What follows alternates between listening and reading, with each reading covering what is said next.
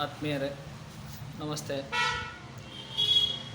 ನಮ್ಮೆಲ್ಲರ ಬಹುನಿರೀಕ್ಷಿತ SSLC ವಾರ್ಷಿಕ ಪರೀಕ್ಷೆ ಫಲಿತಾಂಶ ನಾಳೆ ಬೆಳಗ್ಗೆ 10:30ಕ್ಕೆ ಹೊರಬೀಳಲಿದೆ.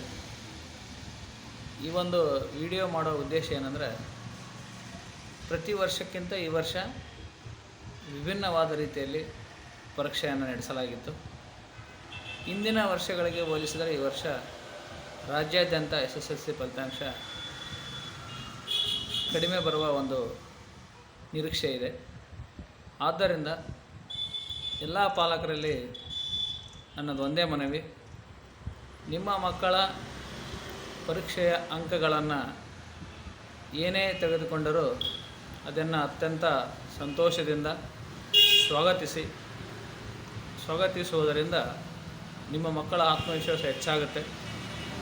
ಅಂಕಗಳ ಆಧಾರದ ಮೇಲೆ ಯಾವುದೇ ನೌಕರಿಗಳು ಸದ್ಯ ಕೊಡ್ತಾ ಇಲ್ಲ. ಆ ವಿಷಯದಲ್ಲಿ ಅವರು ಪಡೆದಕ್ಕಂಥ ಜ್ಞಾನದ ಆಧಾರದ ಮೇಲೇ ನೌಕರಿ ಎಲ್ಲ ಸಿಗ್ತಾಯಿದೆ.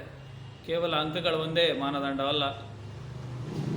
ಏನೇ ಅಂಕಗಳು ಬಂದರೂ ಅದನ್ನು ಅತ್ಯಂತ ಆತ್ಮವಿಶ್ವಾಸದಿಂದ ಸಂತೋಷದಿಂದ ಸ್ವೀಕರಿಸಿ, ಬೇರೆಯವರ ಫಲಿತಾಂಶನ ಹೋಲಿಸಿ ನಿಮ್ಮ ಮಕ್ಕಳನ್ನು ತೆಗಳುವುದು ಅದೆಲ್ಲ ಮಾಡಬಾರ್ದು.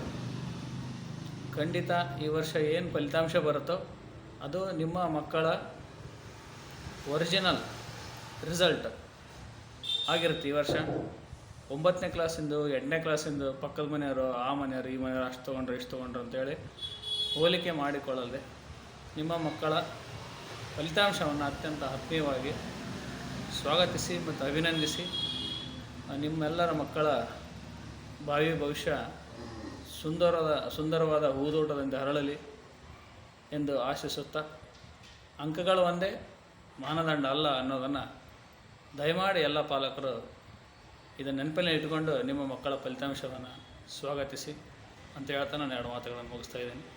ಧನ್ಯವಾದಗಳು.